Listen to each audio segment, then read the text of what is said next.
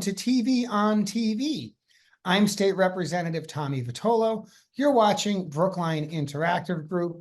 Today is Thursday, April 23rd, and we have a great show for you today. As you know, we've been interviewing candidates. We started with Housing Authority, then we went to Select Board, and now we're focused on School Committee. There are 3 school committee positions, and there are 4 candidates, and that means you have an opportunity to shape Brookline's future, particularly as it relates to the schools. You can vote for up to 3, you can vote for fewer than 3, and you can do it on Tuesday, May 7th. Polls are open 7 a.m. to 8 p.m. There are also early voting programs. I will leave those to you to figure out. What I want to do is get started having a conversation with today's guest, Miriam Aschkenasy, candidate for school committee, member of the Select Board. Miriam, thanks for finding the time to come on the show. Thank you for having me, Tommy. As usual, it's a pleasure. So, I know that as a candidate, there's like a jillion forums and there's questionnaires and there's voters and you're like constructing lawn sign hanging app, like there's a lot going on, and we're going to get into that. But first, some of the viewers are familiar with you, others less so. So like Miriam, Dr. Miriam Aschkenasy, what have you been doing your whole life? Not busy at all. So I moved to Brookline, 22 years ago. And both of my kids started in the school system in pre-K at the Roland Hayes School. And I now have a junior at the high school in the school within a school program and a freshman at the high school who will be going into the ACE program next year. And I started out, just your regular PTO parent working as treasurer for the PTO. Then I became head of the board for the extended day program. And during that time, I ended up becoming a town meeting member for Precinct 13, did that for a couple of terms, and then decided it's a good idea. I'm going to run for select board. And I ran for select board, and I will say I was the top vote getter. And I have been on the select board for the past 3 years. My term is coming to an end. And this was a really interesting decision to make. Instead of running again for my select board seat with 2 kids in the school system, I really felt like I had something to offer the school committee. And so I decided instead of running again for select board, I would transition over to try to get a seat on the school committee. So that is not a small decision. That's a big decision, right? You're used to sort of putting in the time, nights, weekends, sometime during the day on the select board side. I'm sure there are parallels there for school committee, but tell us a little more about why school committee, why 2024? Like, how did you come to this decision? I do want to add to, because I forgot to add for the original question, I am a retired emergency medicine physician. I have a master's in public health, and I have a master's in public administration. Which only more prompts the question. And I have a full-time day job, right? So that actually does get to this. I have a full-time day job. I run an anti-racism research program at the Harvard Kennedy School. And I think the saying is, if you want something done, give it to the busy person because they get it done. And I think that really applies here. I like to have a rich life, and I like to be involved in my community.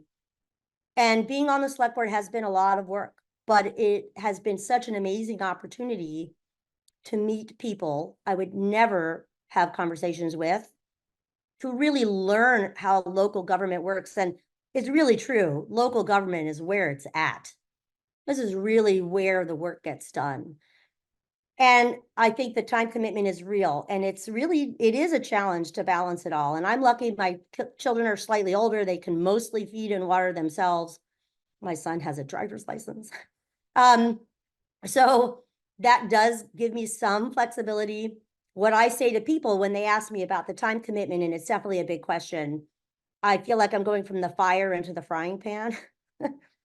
I did meet with a lot of the school committee members before I made this decision to talk about the time commitment. I do think it is slightly more manageable than the select board. I think people see you at the select board meeting, they don't realize the hours and hours you spend behind the scenes as as directors of running commissions and committees, building committees, on the phone, emails, working on policy, talking with people about what their needs are. The school committee is different, but same, right? Those commitments are still there, but they're a little more focused.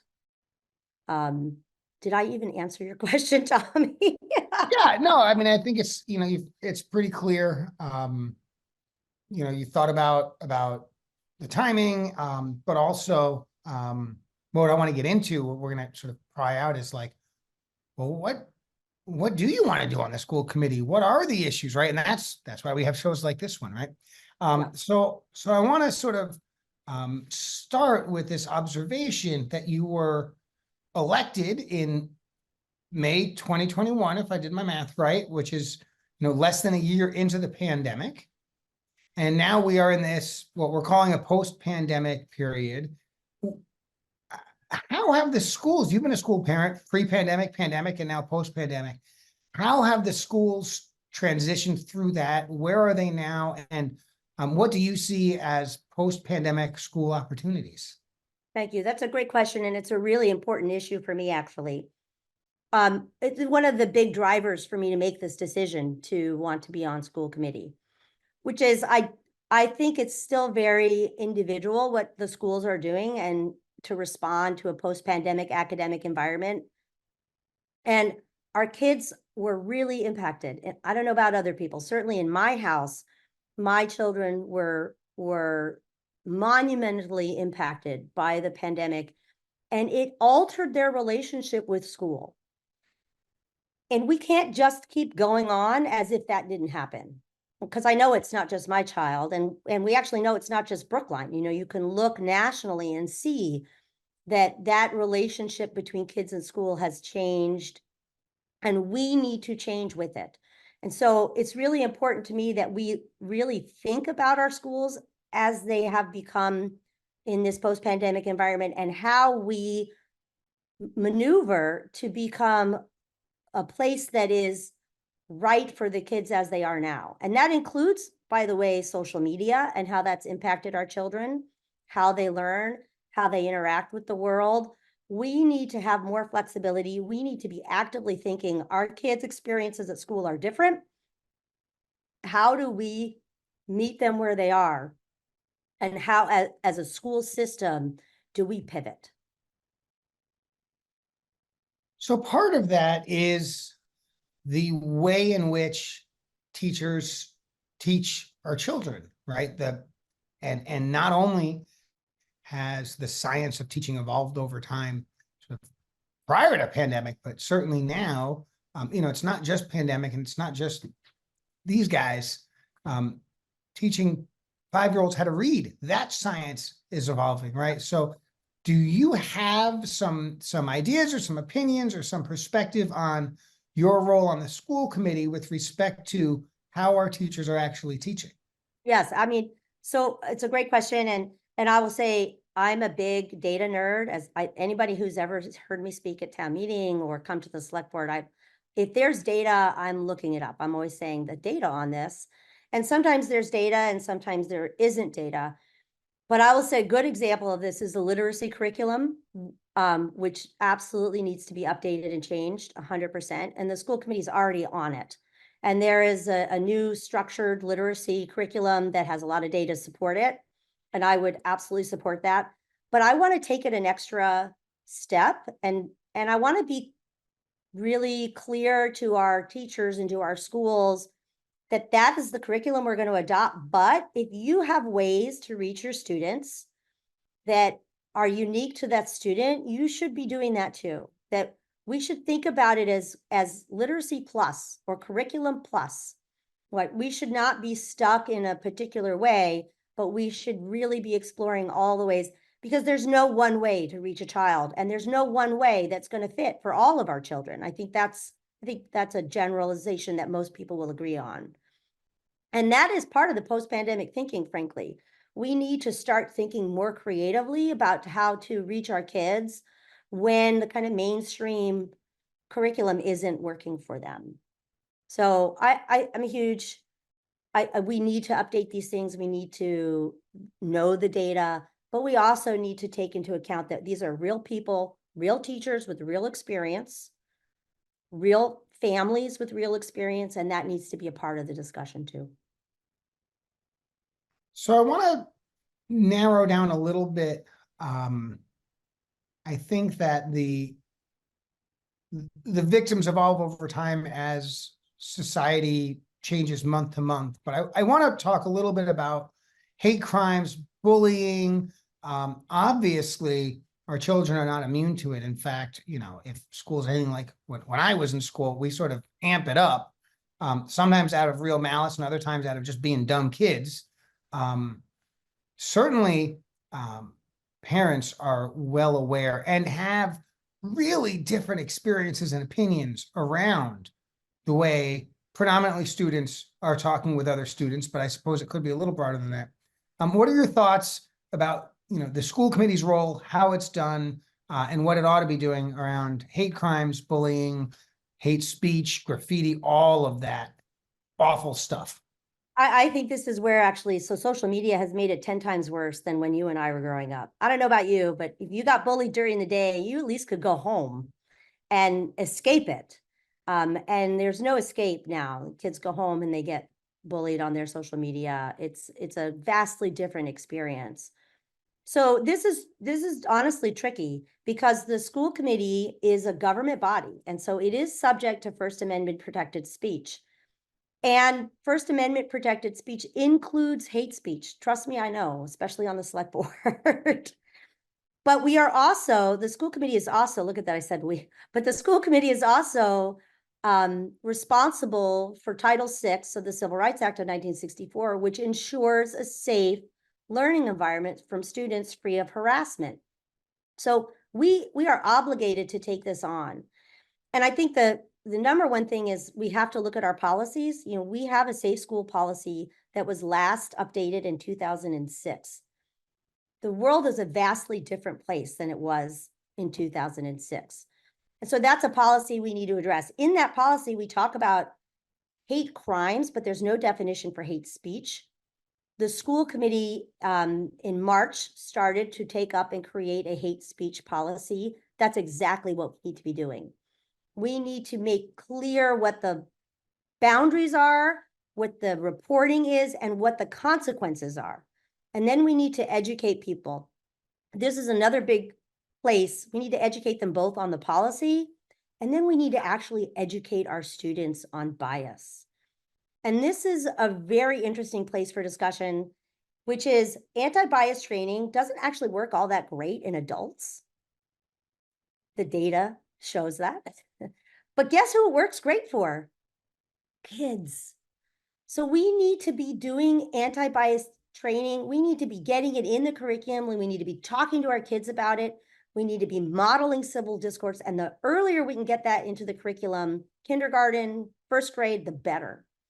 It sounds like the school committee is planning on bring back Facing Histories, which is a great anti-bias curriculum supported by the ADL, the American Defamation League, Anti-Defamation League. I think we need more of that.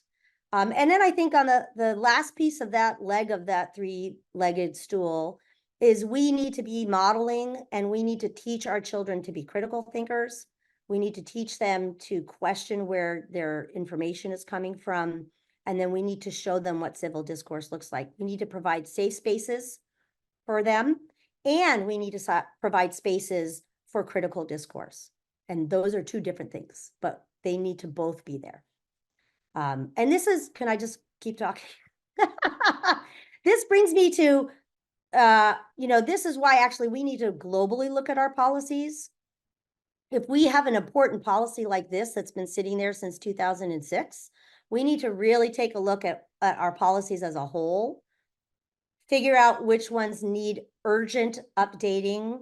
I mean, as a person who has a lens on equity, as a person who has a neurodivergent child, who's working with the special ed system, some of those policies need absolutely urgent updating.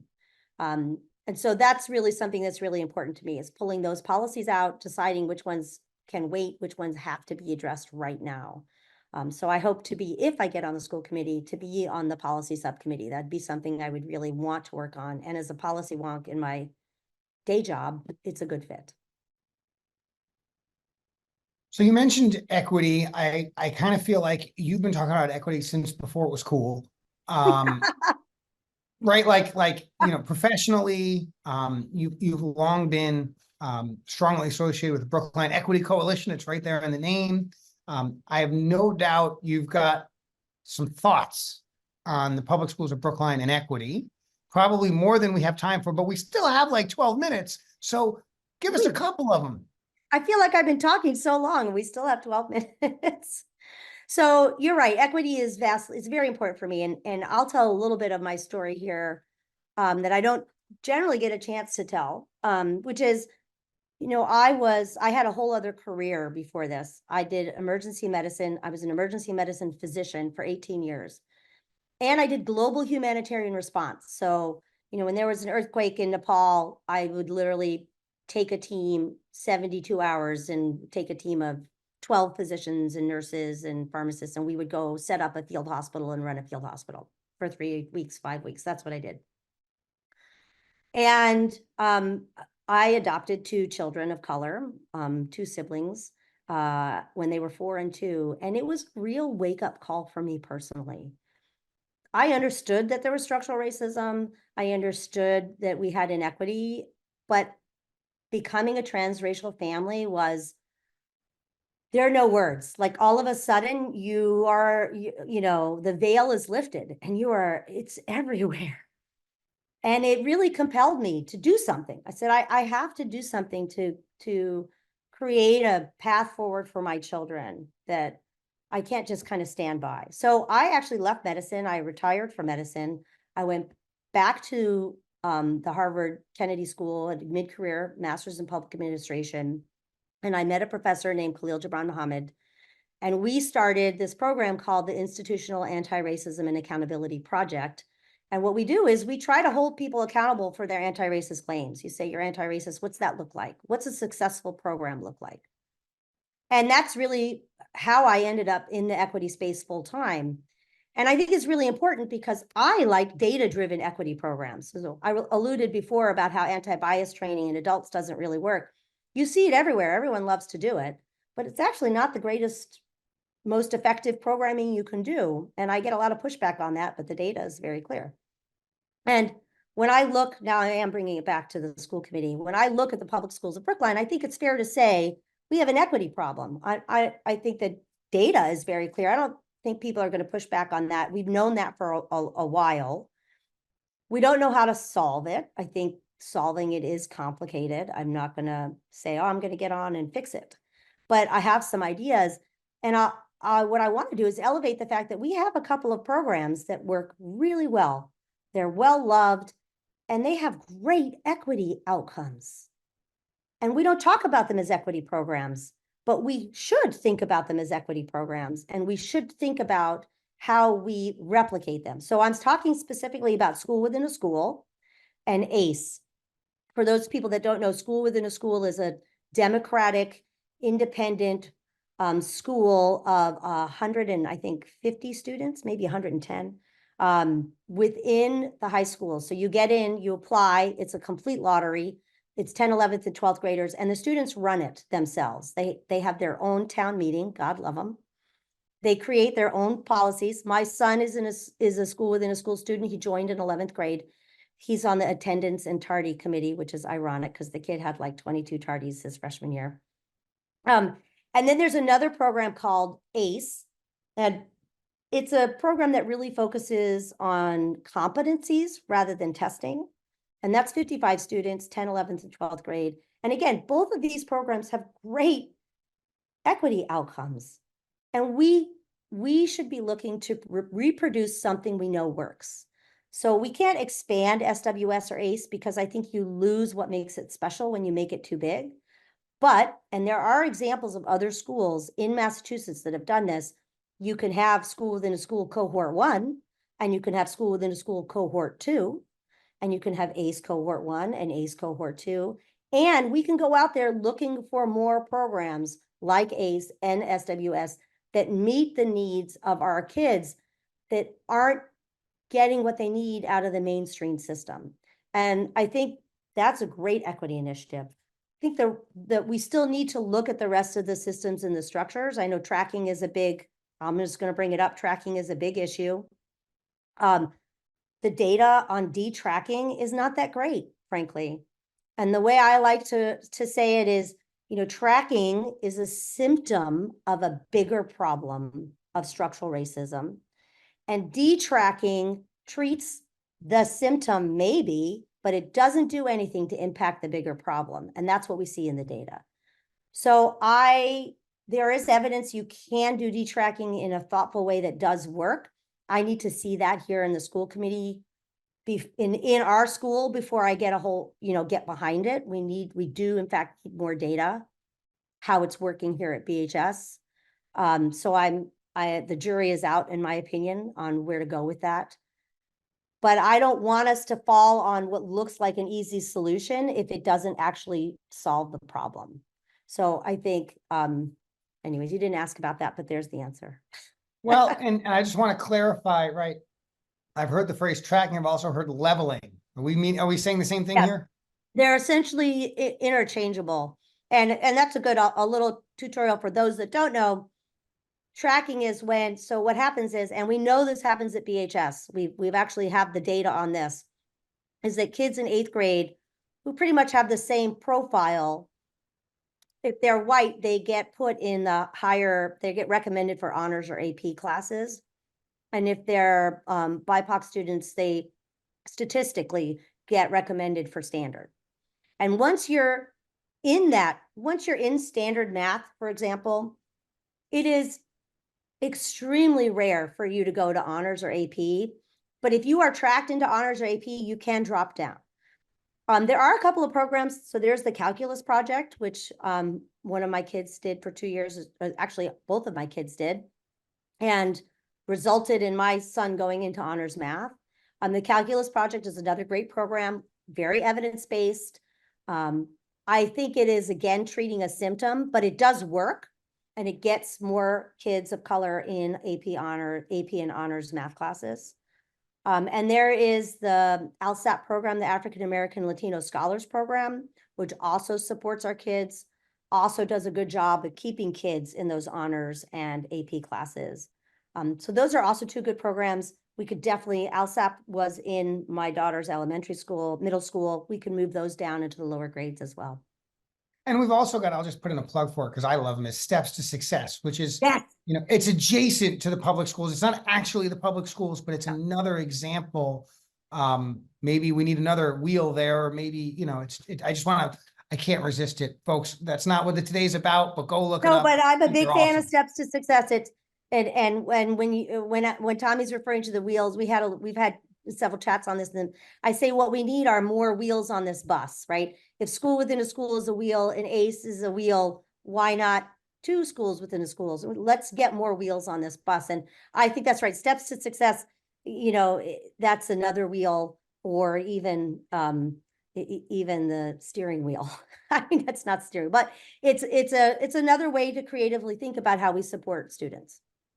Now, I know right now you're like select board, you've got your agendas, you've got your meetings, you've got your executive sessions, you've got all the commissions you serve as liaisons to, right? So school committees doing their thing. And I know that because I get all of their agendas by email, and it's a lot of them, right? And I don't look any farther because I got enough. And so as a result, someone who is paying attention, who's political in nature, and has 2 kids in the schools, I will openly admit, I don't actually know what the school committee's up to, what it's doing, what it should be proud of, right? What it should be embarrassed of. I don't know, right? And so I wonder, maybe that's just a Tommy Vitolo problem, but to the extent it's not, do you have any thoughts about how the school committee could be communicating its successes, or at least the things it's working on that are really meaningful, more broadly? Yeah, I think to me, this is actually one of the great strengths I bring from the select board to the school committee, And it's something I learned on the select board, that you could be doing good work, but if people don't know about it, you're not doing good work. Right? You can have a rat action plan, but if people don't know what you're doing actively and you're not sharing that this is important to you, then you might as well not be doing it. And I think at the other side of that is, especially on school committee, we have an obligation to make sure we're hearing parents and students and staff's voices when we're making policy decisions. So I'm going to give a shout out to Paul Warren. Paul Warren came onto the select board and he created this kind of weekly email that does a beautiful job of very quickly, very skimmable. Here are the highlights of the agenda of what the select board is talking about. Here's what we talked about last week. Here's stuff you might want to know about. And I think that the school committee, that would benefit so much from having something, because also when you look at the school committee agenda, it's kind of confusing. So that's fairly easy to address. Can we have a more easily readable agenda? Can we put out a communication, whether it's me personally or something more formal from the school committee, that communicates to the community in an easy way what we're doing? We should. And it behooves us to. It's better for us, frankly, because I'll give the example of, there was an important issue. Sadly, I don't remember the exact issue, but it was an important issue. And it was discussed in public in a subcommittee meeting.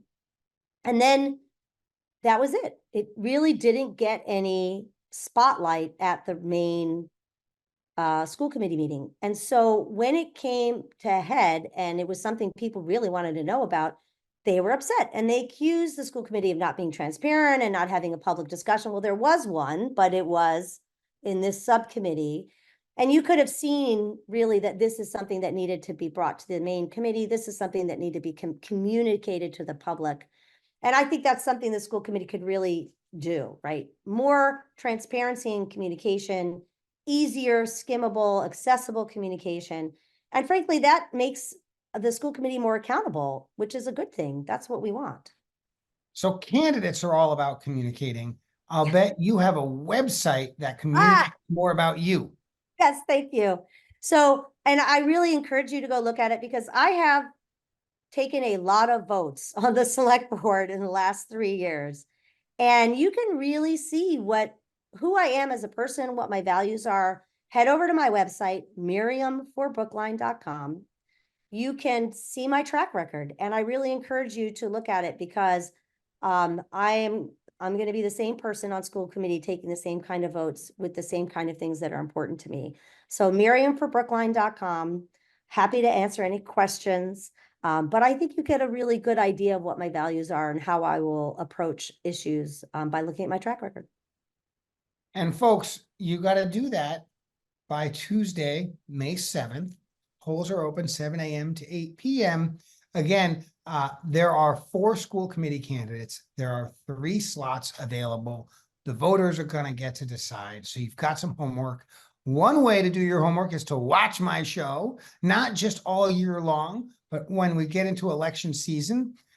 Today's the 25th. We've got more shows coming every Tuesday and Thursday up through the election. We've got a candidate in a competitive race. And I hope that you will continue watching Brookline Interactive Group. I hope you'll continue tuning into TV on TV. And I hope you will vote before Election Day or on Election Day in this coming town election. Miriam Aschkenasy, candidate for school committee, thank you so much for taking the time to be with us today. Thank you, Tommy.